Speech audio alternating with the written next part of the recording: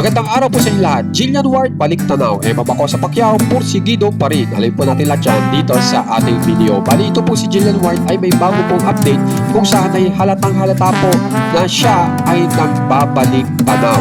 At ito nga po yung kanyang ipinost kung saan ay ito pong mga larawan niya dati na kung saan ay siya ay bata pa lamang. So panoorin po muna natin. So makikita nyo nga po ng sobrang pagka-cute ni Jillian Ward doong bata pa po siya. Tapos ang isinunod niya po niyang ipinost ay isang music na nakakaaliw. At pagkatapos naman po niyan, dito naman po tayo kay Bacosa Pacquiao kung saan ay talagang napaka-porsigitong tao dahil po sunod-sunod po yung mga endorsement na ginagawa niya. At kahit pa po ganun ay talagang tuloy pa rin po yung kanyang boxing career. So ito po yung bago niyang update kung saan ay meron na naman po siyang ini-endorse na produkto.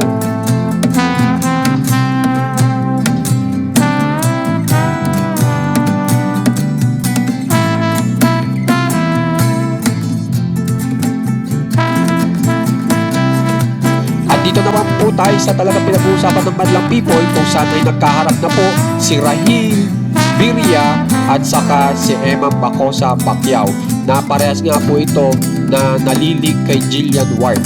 So ito nga po si Rahil Birria ay tinuturing na best friend ni Jillian Ward. Tapos ito nga po si Bacosa Pacquiao ay friend naman ni Jillian Ward. At ang sinasabi nga po dito ay ayos naman daw po silang dalawa.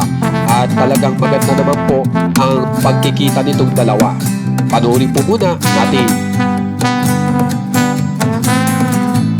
Talagang kapansin-pansin po na humble po itong dalawa. Sinasabi ni Bacosa Pacquiao na humble itong si Rahil at ganoon din si Rahil. At nagsasabihan pa yung dalawa na talagang pogi.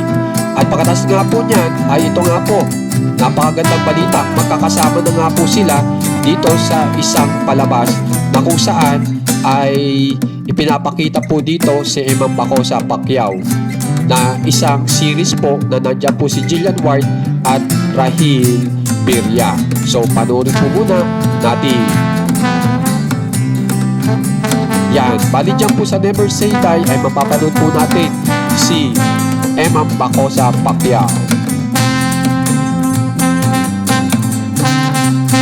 Kaya naman guys, kung gusto nyo pong ma-update sa mga nangyayari po sa mga famous celebs ng Pinas, subscribe na po kayo sa ating channel na What Katawa.